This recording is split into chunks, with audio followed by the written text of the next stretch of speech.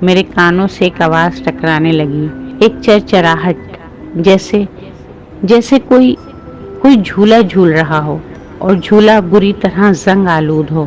آواز رفتہ رفتہ تیز ہو رہی تھی، اتنی تیز کہ کمرے میں دھمک ہونے لگی۔ اس طرح بدبو بھی تیز ہو رہی تھی جیسے کچھ جل رہا ہو۔ مجھے یاد آیا، یہ بدبو تو شام میں بھی محسوس ہوئی تھی جب میری جیپ بند ہو گئی تھی۔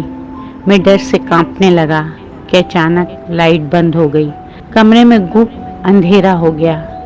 شفیق، میں نے ملازم کو آواز دینے کی کوشش کی، مگر میری آواز کمرے میں ہی گونج کر رہ گئی۔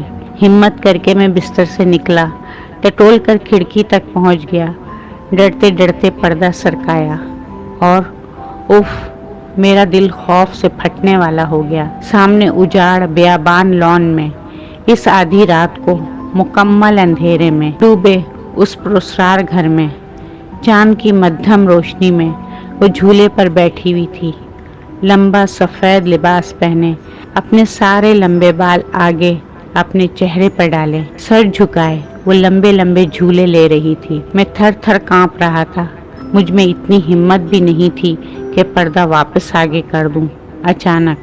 اچانک جھولا رک گیا، مگر تیز چرچراہٹ کی آواز ابھی بھی آ رہی تھی۔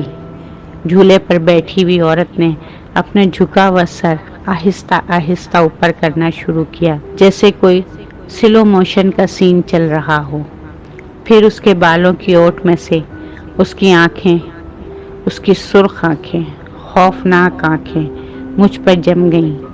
اس کے سیاہ چہرے پر مسکراہٹ نمودار ہو گئی، وارننگ دیتی ہوئی مسکراہٹ، چیلنج دیتی ہوئی مسکراہٹ۔ شاید میں بے ہوش ہو گیا تھا۔ صبح اٹھتے ہی میں نے اپنا سامان الٹا سیدھا پیک کر لیا۔ شفیق میرے اس اچانک فیصلے پر حیران رہ گیا۔ آپ کو ضرور کوئی غلط فہمی ہوئی ہوگی صاحب، ادھر کوئی آسیب نہیں ہے، میں نے کبھی ایسی کوئی چیز نہیں دیکھی۔ وہ اس لیے کہ بھوت اور چڑیلیں رات کے ہم سفر ہوتے ہیں، اور تم تو رات کو گدھے اور گھوڑے بیچ کر سو رہے ہوتے ہو، میں نے تلخی سے کہا۔ پوری رات ایک چڑیل لان میں پکنک مناتی رہی، جھولے جھولتی رہی، تمہیں پتہ نہیں چلا؟ چڑیل جھولا؟ کون سا جھولا صاحب؟ باہر تو کوئی جھولا نہیں ہے۔ شفیق حیران رہ گیا۔ اچھا، کوئی جھولا نہیں ہے تو یہ کیا ہے؟ میں اس کو بازو سے گھسیٹ کر کھڑکی کے پاس لے آیا اور پردہ سرکا دیا، اور مجھ کو اپنی آنکھوں پر یقین نہیں آیا۔ لان دور تک بالکل خالی پڑا تھا، وہاں کوئی جھولا نہیں تھا۔ دیکھا صاحب، شفیق نے فاتحانہ انداز میں کہا، ضرور آپ نے کوئی خواب دیکھا ہوگا، مگر مجھے 100% یقین تھا کہ میرے ساتھ پیش آنے والے واقعات وہم نہیں ہیں۔ میں نے شفیق کی ایک نہ سنی اور واپسی کے لیے نکل گیا۔ حالانکہ سورج کی تیز روشنی چاروں طرف پھیل چکی تھی، مگر میرا ڈر دور ہو کر نہیں دے رہا تھا۔ بار بار وہ سفید لباس والی مخلوق اور وہ جھولا آنکھوں کے آگے آ رہا تھا، اور وہ منظر جب وہ عورت آہستہ آہستہ سر اٹھا رہی تھی، اس کا بھیانک چہرہ مجھے یاد آ گیا، اور جیپ ایک جھٹکے سے رک گئی۔ صبح میں جلدی میں ریڈیئیٹر میں پانی ڈالنا بھول گیا۔ مجھے خیال آیا، میں نے تو صبح جلدی کی وجہ سے ایک کپ چائے بھی نہیں پی تھی۔ میں جیپ سے باہر نکل آیا، شاید کوئی مدد مل جائے۔ ارے یہ تو وہی جگہ ہے۔ تھوڑی دور چل کر مجھے یاد آ گیا جہاں میں کل بھٹک گیا تھا۔ مجھے ایک دم ڈر لگنے لگا۔ میں جلدی سے بھاگ کر جیپ میں آ کر بیٹھ گیا، پھر سے اسے سٹارٹ کرنے کی کوشش کی، اور وہ سٹارٹ ہو گئی، مگر اچانک گاڑی میں ایک تیز بو پھیل گئی، کچھ جلنے کی بو۔ اس بو کو اب میں پہچاننے لگا تھا۔ میرے دل کی دھڑکن بری طرح تیز ہو گئی۔ وہ میرے برابر بیٹھی ہوئی تھی، اسی طرح لمبے سفید لبادے میں، بال آگے چہرے پر ڈالے۔ میں زندگی میں پہلی مرتبہ زور زور سے چیخنے لگا، ڈرو نہیں، میں تم کو کچھ نہیں کہوں گی۔ اس کی منمناتی ہوئی آواز سنائی دی، میں تم پر عاشق ہو گئی ہوں جب سے تم کو دیکھا ہے۔ مگر میں کیسے نہ ڈرتا؟ اس کی آواز بھی اس کی صورت کی طرح بہت ڈراؤنی تھی۔ دیکھو، تم میرا پیچھا چھوڑ دو، میں تم سے ڈر کر ہی واپس جا رہا ہوں، خدا کے لیے یہاں سے چلی جاؤ۔ میں رونے والا ہو گیا۔ پیچھا تو اب میں کبھی نہیں چھوڑوں گی۔ اس کی خوفناک مسکراہٹ غائب ہو گئی، اس کی آنکھیں غصے میں بھر گئی۔ میں تم کو چھوڑ کر کبھی نہیں جاؤں گی، کہیں نہیں جاؤں گی۔ نہ جانے کیسے میں نے گھر تک کا سفر طے کیا۔ وہ اسی طرح میرے برابر بیٹھی رہی۔ گھر پہنچ کر وہ ایک دم غائب ہو گئی۔ میں نے کچھ سکون محسوس کیا، مگر وہ تو وہیں تھی میرے ساتھ، صرف وہ کسی کو نظر نہیں آ رہی تھی۔ مگر جیسے ہی میں اکیلا ہوتا وہ آ جاتی، مسکراتے ہوئے، بلا وجہ کہے لگاتے ہوئے۔ وہ ایک پل کو میری جان نہیں چھوڑتی تھی۔ وہ میرے سوا کسی کو نظر نہیں آتی تھی اور نہ ہی اس کی آواز کسی کو سنائی دیتی تھی۔ آرام سے کمرے کے کسی کونے میں موجود اپنے بالوں کی اوٹ سے مجھے دیکھتی رہتی تھی، اور رات کو میری آنکھ کھلتی تو چھت سے الٹی لٹکی ہوئی ہوتی۔ اس نے مجھے اتنا خوف زدہ کر دیا کہ ڈر سے میرا دل بے حد کمزور ہو گیا۔ صرف اس وقت وہ چلی جاتی تھی جب میری بیوی میرے ساتھ ہوتی تھی۔ رقابت کی آگ اس چڑیل سے بالکل برداشت نہیں ہوتی تھی۔ انکل شہزاد نے سارا قصہ تفصیل سے اور ڈر سے کانپتے ہوئے سنا دیا تھا۔ قسمت کے کھیل کتنے نرالے ہوتے ہیں۔ ساری زندگی حسین خواتین سے دل لگی کرنے والے انکل شہزاد ایک سچی عاشق کے ہاتھوں دل کے مریض بن گئے۔ اب کیا کیا جائے؟ جو عاشق ایک چڑیل تھی، ایک عرصے تک جس بیوی کے سائے سے بچتے تھے، اچانک اس کے آنچل میں پناہ مانگنے لگے۔ خیر، نہ جانے یہ عجیب پراسرار کھیل کب تک چلتا رہا۔ انکل نے نوکری چھوڑ دی، کہیں آنا جانا بالکل ترک کر دیا۔ پیلا زرد چہرہ لیے گھر کے کسی کونے میں اکڑو بیٹھے تھر تھر کانپ رہے ہوتے۔ شکر ہوا کہ انکل شہزاد کا گھر بھی ان کے ابا کا بنایا ہوا تھا۔ جب انکل کی نوکری چھوٹ گئی یا انہوں نے چھوڑ دی تو چند دنوں بعد گھر میں کھانے کے لالے پڑ گئے۔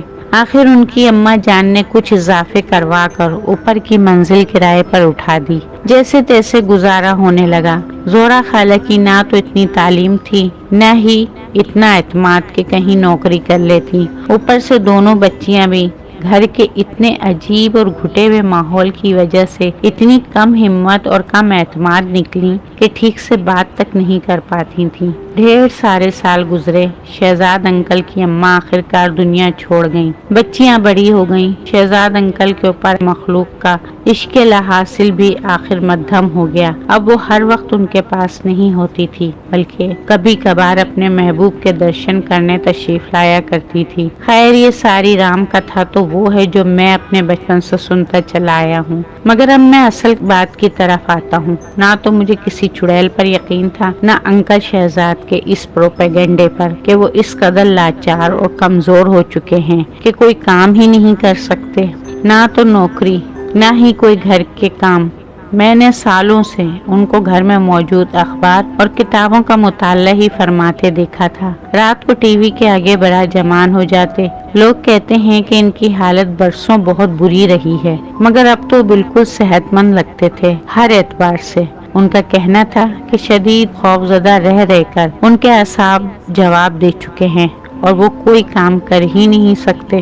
میں برسوں سے ان کے گھر کی ہر ڈیوٹی دیتا آ رہا ہوں۔ ان کے گھر کا ہر چھوٹا بڑا کام میری ذمہ داری بنا دیا گیا تھا۔ خیر، مجھے کوئی اعتراض نہیں ہے، میں ان کے بیٹے جیسا ہی ہوں، مگر انکل شہزاد اور ان کا کبھی کوئی کام نہ کرنا محض ایک ڈھکوسلا ہے۔ وہ اپنی ہڈ حرامی کو اس ڈرامے میں چھپاتے آئے ہیں، مجھے پکا یقین ہے۔ ہو سکتا ہے برسوں پہلے کوئی ہلکا پھلکا واقعہ پیش آ گیا ہو، جیسے کہ اکثر لوگوں کے ساتھ پیش آ جاتا ہے، مگر اتنے سالوں تک مسلسل اسی کیفیت میں رہنا ناممکن۔ ہیلو کاشف بھائی، سمن کی گھبرائی ہوئی آواز سے میں بھی گھبرا گیا۔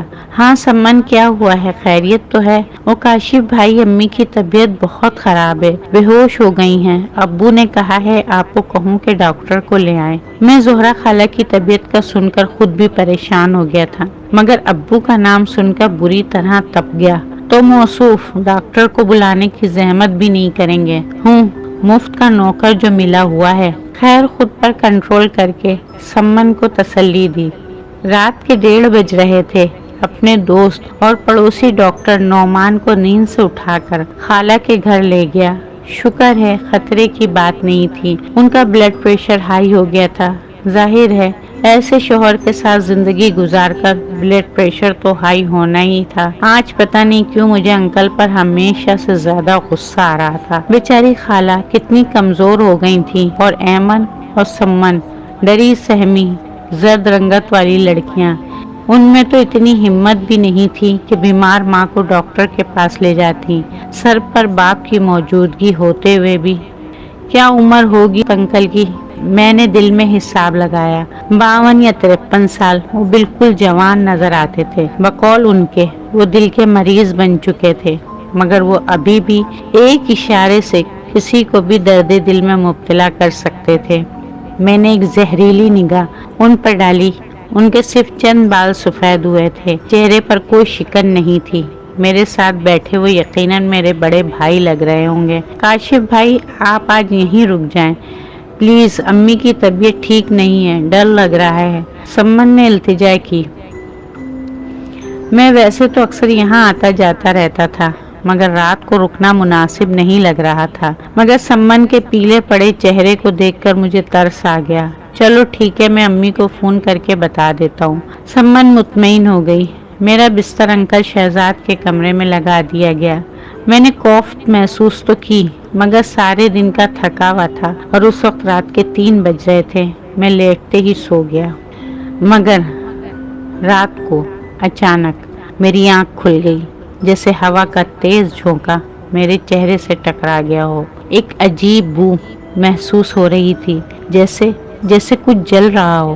پھر ایک آواز کمرے میں گونجنے لگی، چر چر، جیسے کوئی جھولا جھول رہا ہو، زنگ آلود جھولا۔ میں نے اٹھنے کی کوشش کی، مگر میرا جسم جیسے پتھر کا بن گیا تھا۔ جھولے کی آواز تیز ہونے لگی، میں نے آنکھیں پوری کھول دی۔ کمرے میں مدھم روشنی پھیلی ہوئی تھی۔ اس ملگجی روشنی میں کوئی اندر داخل ہو گیا، سفید لباس میں، بال آگے ڈالے، وہ آہستہ آہستہ انکل شہزاد کی طرف بڑھ رہی تھی۔ میرا دل خوف سے پھٹنے لگا۔ وہ انکل کے قدموں میں بیٹھ گئی، ان کے پیر سہلانے لگی۔ انکل نیند میں کسمسائے۔ اس نے آہستہ سے اپنے منہ سے بال ہٹا دیے۔ انکل شہزاد نے ساری زندگی اس کے بھیانک چہرے کا جو نقشہ کھینچا تھا، وہ تو کچھ بھی نہیں تھا، وہ کہیں زیادہ مکروہ تھی۔ اچانک اس کی سرخ آنکھیں مجھ سے ٹکرائیں۔ میں ڈر سے کانپ رہا تھا۔ وہ مسکرانے لگی، پھر مجھ پر نظر جمائے ہوئے اس نے اپنی کالی سیاہ زبان نکالی اور انکل کے قدموں پر رکھ دی۔